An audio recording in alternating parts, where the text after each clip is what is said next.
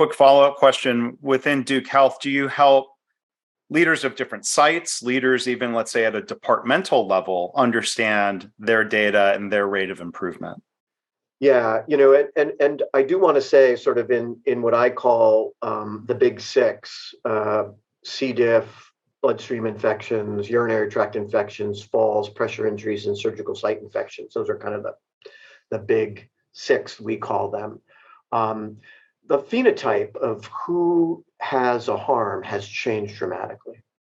So if you take those 6 harms at Duke Health and you ask the question, what's the average length of stay of patients that have one of those harms? It's 27 days. The average time on a ventilator of that core group is 13 days. What we are seeing is harms largely aggregating in populations of patients desperately ill, requiring intensive care. 80% of all adverse events at Duke occur in an intensive care setting.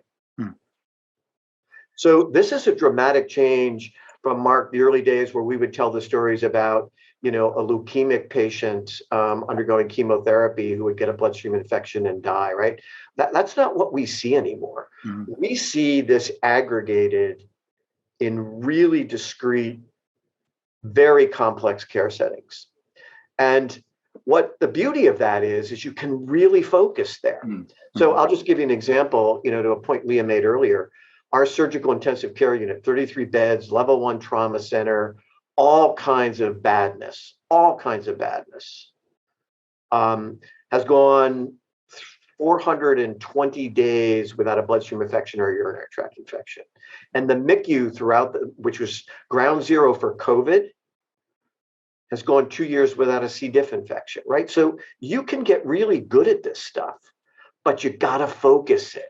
You really have to focus it. This idea that we're doing this everywhere won't get it done.